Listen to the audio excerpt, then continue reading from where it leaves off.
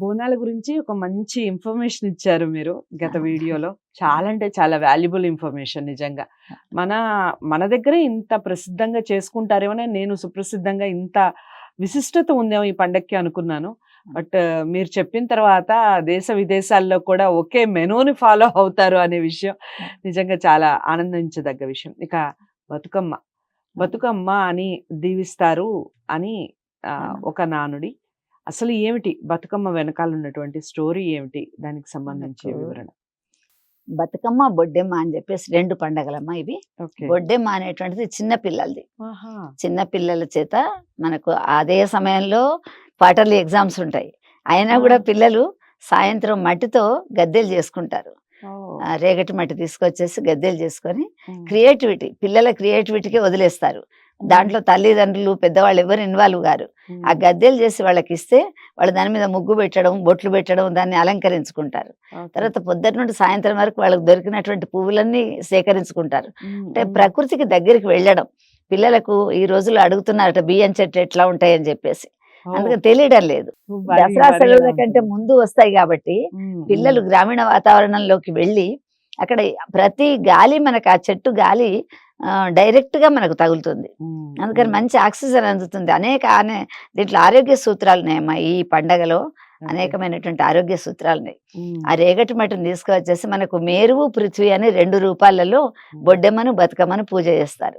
ఈ బొడ్డెమ్మను చేసేటువంటి సమయంలో ఒక ముత్తైదుని పిలిచి 4-5 తీసుకువచ్చేసి వాళ్ళు ఏం చేస్తారు, గజ్జలు శ్రీచక్ర ఆకారంలో బొడ్డెమ్మను తయారు చేస్తారు. చేసి దాని మీద ఒక చిన్న గిన్నె పెట్టి దాంట్లో గౌరమ్మను పెడతారు, పసుపు గౌరమ్మను. తర్వాత పొద్దుటి నుండి పారిజాతాలు, మనకు సదామల్లె పూలు, గన్నేర్లు, మందారాలు అనేక పూలు దొరుకుతుంటాయి. ఇప్పుడు వర్షాకాలం కాగానే పువ్వులు పూస్తుంటాయి ఇళ్లలో. అలాంటి పువ్వులు ఒకళ్ళకొకళ్ళు షేరింగ్ మెంటాలిటీ. నీ దగ్గర ఏం పువ్వులు ఉన్నాయి నాకు కొన్ని ఇస్తావా, నా దగ్గర నీకు కొన్ని ఇస్తాను. చిన్నప్పటి నుండే షేరింగ్ నేర్పడం వాళ్ళకి, పిల్లలకు. తర్వాత ఈ సాయంత్రం పూట గద్దెలకు అందంగా అలంకరించుకొని స్కూల్ నుంచి వచ్చిన తర్వాత ఆ ఇంటి ముందు ఒక దేవాలయంలో కానీ ఎక్కడన్నా వేస్తారు. ఆ వీధి మొత్తం పిల్లలు పోతారు. పోయి వాటిలలో దీపాలు పెట్టుకొని, ప్రమిదెలలో కానీ లేకుంటే చెమ్మెలు కానీ పెట్టుకొని వాటిలలో దీపాలు ముట్టించుకుంటారు. చుట్టూ ఒక ఆవిడ పాటలు చెప్తూ ఉంటే ఆ పాటలు పాడుకుంటూ వాళ్ళు తిరుగుతూ ఉంటారు బొడ్డెమ్మకు. ఆ తిరుగుతున్నటువంటి సమయంలో పిల్లలకు తల్లి ఒడిలోంచి బడిలోకి వెళ్లే ముందే వాళ్ళకు జర్మినేషన్ గురించి, తర్వాత ఏ విధంగా ఏ వస్తువు ఎలా మారుతుంది. ఉదాహరణకు నేను ఒక్క పాట వినిపిస్తాను మీకు. బంతిపువ్వు వెన్నీయలో, బంగారు రెక్కలు వెన్నీయలో, అచ్చచ్చ గోధుమలు వెన్నీయలో, 6 గోధుమలు వెన్నీయలో, ఎవరి వాకిట వెన్నీయలో, కృష్ణమూర్తి వాకిట వెన్నీయలో, పాలు బిండు కృష్ణమూర్తి అందుకోవే. ఆ అమ్మ ఎవరుంటే వాళ్ళ పేరు చెప్తారనమాట. వాళ్ళు సంతోషపడుతుంటారు చిన్నపిల్లలు, నా పేరు మీద పాట పాడుతున్నది అని. ఏదో అమ్మాయి పేరు సౌమ్య అని ఉన్నది అనుకోండి, అందుకోవే సౌమ్య అని, అందుకోవే శ్రీలక్ష్మి అను ఆ పేరుతో పిలుస్తుంటారు.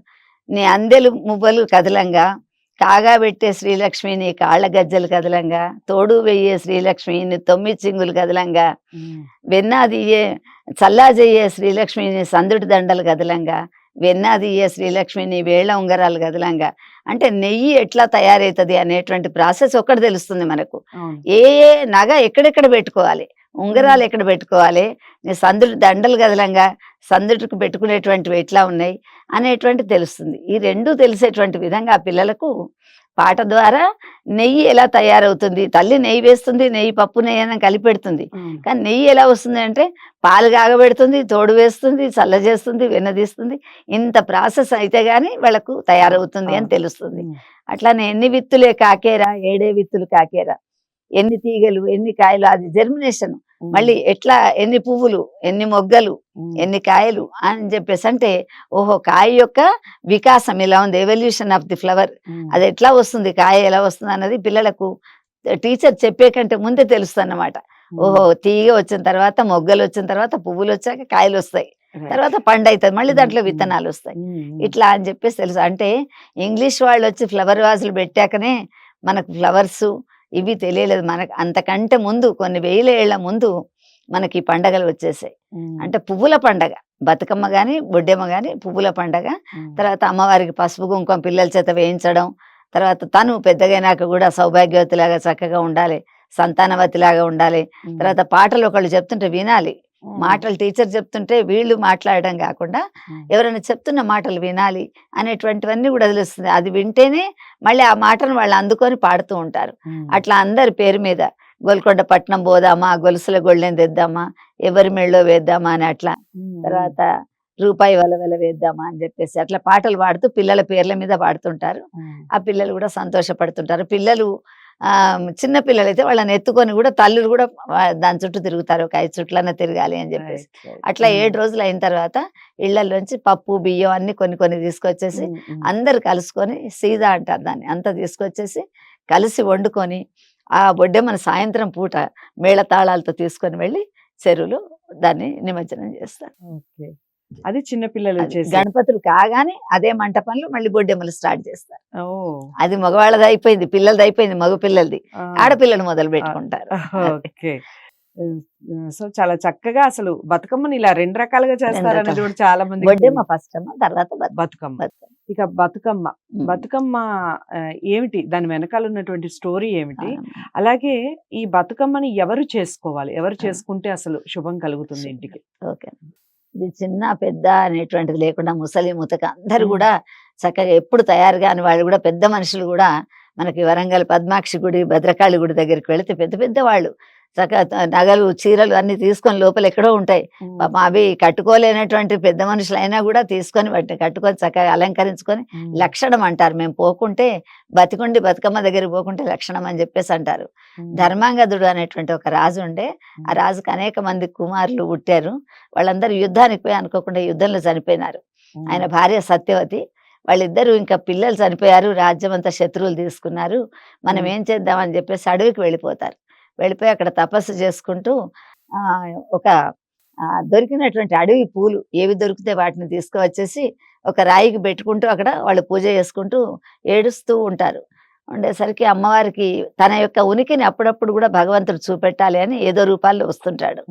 ఆమె ఏం చేస్తుంది, అక్కడికి వచ్చేసి అమ్మ మీకు ఏం కావాలి అని చెప్పేసి అంటే, నాకు ఇలా పిల్లలందరూ పుట్టకున్నా పర్వాలేదు, పుట్టారు యుద్ధంలో చనిపోయినారమ్మా, పిల్లలు లేనటువంటి సంతానం లేనటువంటి బతుకైపోయింది, నువ్వే మాకు సంతానవతిలాగా మాకు పుత్రికలాగా వస్తే బాగుంటది అని ఆమెకు మొక్కుతారు. ఆమె సరే అని చెప్పేసి ఆ బతుకమ్మ పుట్టేటువంటి సమయానికి మునులు ఋషులు ఎవరైతే అడవుల్లో తిరుగుతున్నారో వాళ్ళకి ఆ విషయాలు తెలుస్తూ ఉంటాయి, సూచనలు. అందుకని వాళ్ళందరూ అక్కడికి వచ్చేసరికి ఈ అమ్మాయి పుడుతుంది. ఆ అమ్మాయికి వాళ్ళు ఏమి పేరు పెట్టలేరు, కొడుకులకు మంచి పేర్లు పెట్టాము, వాళ్ళు పోయినారు. వాళ్ళందరూ మునులు ఋషులే, అమ్మ కనీసం నువ్వైనా బతుకమ్మ, అందరు చనిపోయినారు, బతుకు అని చెప్పేసి ఆమెకు పేరు పెట్టారు. అందుకని చెప్పేసి ఈ బతుకమ్మ అనేటువంటిది మొదలైందని చెప్తుంటారు. తర్వాత మనకు ఇంగ్లీష్ వాళ్ళు వచ్చిన తర్వాత ఫ్లవర్స్ కాదు, మనకు గుళ్ళల్లో గోత్రనామాలు చెప్పి గులాబీలతో చామంతులతో అదే రోజులలో మనకు నవరాత్రులు అవుతుంటాయి. అదే సమయంలో బతుకమ్మలు. ఈ గ్రామీణ వాతావరణం వాళ్ళు ఏం చేస్తారంటే, ప్రకృతి మాతకు అన్ని రకాల పువ్వులు ఆమె పిల్లలే. గులాబీ పువ్వుకు పెట్టాం, గడ్డి పువ్వుకు పెట్టలేదని చెప్పేసి లేదు. ఆ మిగతా పుట్టినటువంటి అంటే ప్రకృతిలో ఉన్నటువంటి ప్రతి వస్తువుకు ఒక రోజు ఇంపార్టెన్స్ ఉంటది. మనకు వేప పువ్వు కూడా మనం ఓ రోజు పండగ అని తింటుంటాం, ప్రతి దానికి కూడా ఇంపార్టెన్స్ ముఖ్యం వేసుకుంటాం. అందుకని చెప్పేసి ఈ పువ్వులలో వచ్చేటువంటి గాలి, పుప్పొడిలో ఉన్నటువంటి అందం, చక్కటి పువ్వుల వాసన వస్తుంటది. అందుకని తెల్లవారుజామునే పిల్లలు లేవడం అనేటువంటి సెలవులు, దసరా సెలవులు వస్తాయి. అందరు దసరా అంటే సిటీలో ఉండడానికి ఇష్టపడరు, దీపావళికి ఉంటారు, మతాబులు కాల్చుకోవడం, చిచ్చుబుడ్లు. కానీ దసరా పండగ మనకు ఊర్లలోనే చాలా బాగుంటది. అందుకని సెలవులు ఇవ్వగానే అమ్మమ్మలేళ్లకు, నాయనమ్మలేళ్లకు, చిన్నమ్మలు, మేనత్తలు, రిలేషన్స్ పోతున్నాయి, సామాజిక సంబంధాలు పోతున్నాయి అంటారు. అందుకని అక్కడికి వెళితే, ఇక్కడ తెలంగాణలో ఉన్న గొప్ప విషయం ఏంటంటే అక్క, వదినే, మరదలు, అత్త అని చెప్పేసి పిలుచుకోవడం. పక్క వాళ్ళని కూడా పేర్లు పెట్టి ఎవరు పిలువరు అక్కడ. వదిన నువ్వు వస్తావా అని చెప్పేసి అంటుంటారు. అట్లా పిల్లలందరూ, మగ పిల్లలు కూడా చెల్లెళ్ళకు సాయం చేస్తారు. ఊరి బయటకు వెళ్ళి తంగేడు పువ్వు, తర్వాత కమలాలు, ఇవి కలువ పువ్వులు, ఇవన్నీ తీసుకొస్తారు. మా చెల్లె బతుకమ్మ పేర్చుకుంటది అని చెప్పేసి ఆ పిల్లవాడు చెట్టు ఎక్కడం, పువ్వులు తీసుకురావడం అన్ని తెస్తారు.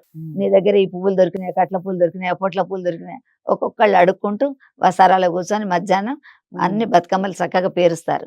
తల్లి పేరుస్తుంటే చూసి పిల్ల కూడా నేను పేర్చుకుంటానని చెప్పేసి పిల్ల బతుకమ్మ ఉంటుంది. అది చిన్న తప్పులో ఈమె సెబ్బిలో పెద్దగా తాంబాణాలు చేసుకుంటే, ఆమె అంటే 12 వృత్తుల వాళ్లకు కూడా మంచి, మన పండగలలో అందరికీ పని అమ్మ, పండగ వస్తుంది అంటే 4 పైసలు వస్తాయని సంతోషపడతారు. ఈ మేదరాళ్ళు ఉంటారు, అవును. బుట్టలు అల్లేవాళ్ళు, ఇవి సిబ్బులు అల్లేవాళ్ళు. సిబ్బులు అల్లారంటే ఇంటికో 4 అమ్ముకుంటారు వాళ్ళకు. అప్పుడు వాళ్ళ పనితనం వాళ్ళ చేతుల్లో ఉంటుంది, 4 డబ్బులు కూడా వస్తాయి. అట్లానే గాజులు అమ్ముకునే వాళ్ళు, పూలు అమ్ముకునే వాళ్ళు, ఈ కొబ్బరికాయలు కళాకృతులు అమ్ముకునే. కూడా అసలు అంతేనండి. కనుమరుగైపోతున్నాయి. ద్వాదశ వృత్తుల వాళ్ళకు కూడా పండగలు వస్తున్నాయంటే సంతోషం. అవును. అందరూ కూడా మా ఊరికి పిల్లలందరూ వస్తున్నారు. గాజుల అబ్బాయి వస్తాడు బండ్లు పెట్టుకొని వీధులలోకి రకరకాల గాజులు దొరకడానికి, వాడికి 4 పైసలు వస్తాయి పాపం. అట్లానే ఈ సిబ్బులు అమ్మేవాళ్ళు తెచ్చుకుంటారు. తల్లి బతుకమ్మ, పిల్ల బతుకమ్మ 2 కూడా వాళ్ళు తల్లిని చూస్తుంటది ఎట్లా చేస్తున్నది ఏంటి అని. చిన్నప్పుడు మా అమ్మ ఇలా చేసేదని తనకు పెళ్ళైనాక మళ్ళీ తన పిల్లకు చెప్తుంటది. అంటే ఒక కాగడ పట్టుకొని మనకు స్పోర్ట్స్ మ్యాన్ వస్తుంటే ఈ ఊరు నుంచి ఇంకో చోటికి పోయినట్టు మన కట్టు బొట్టు ఆచారం ఇవన్నీ కూడా ఎప్పటి నుండో మన వాళ్ళు తెచ్చి మనకి ఇచ్చారు. ఇవి మనం కాపాడుకుంటే మన సనాతన ధర్మాన్ని మళ్ళీ కొంతమందికి మనం ఇస్తుంటాం అన్నమాట. అందుకని అట్లాంటిది బతుకమ్మ పండగ. దీంట్లో ఏ పువ్వు పేరు ఏంటి అనేది కూడా పిల్లలకు తెలియదు. అందుకని రుద్రాక్ష పూలు అందలమైన పాటలు పాడుతుంటారు. సాయంత్రం పూట రుద్రాక్ష పూలు పూస్తాయి, వాటిని దారం లేకుండానే దండల్లుతారు, జడల్లినట్టు, మన నాగమల్లె పూలు అల్లినట్టు అల్లి దానికి కడుతుంటారు.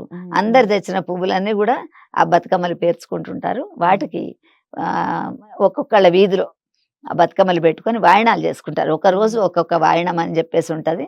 అమ్మవారికి నైవేద్యం పెట్టి అందరికి మొదలు బొట్టు పెట్టి పంచుతారు. అంటే మనం తినడమే కాదు, మనం చేసుకోవడమే కాదు, ఇక్కడ ఈ తెలంగాణలో ఏంటంటే వాళ్ళకు ఉన్నా లేకున్నా ఎదుటి వాళ్ళకి పెట్టాలి, పంచాలి. ఆత్మీయత ఏమున్నది తెలంగాణలో అంటే ప్రేమ, ఆత్మీయత విపరీతంగా కనిపిస్తూ ఉంటారు. అందుకని చెప్పేసి వాళ్ళు అందరికి కూడా పంచి పెట్టడం అనేటువంటి వాళ్ళకి చాలా ఇష్టం. అందరికి అట్లా పెడుతూ ఉంటారు. అలా 9 రోజులు అసలు మీ మాటల ద్వారా మాకు పండగల్ని పంచి పెడుతున్నారు, పండగల ఒక అమృతాన్ని పంచి పెడుతున్నారు.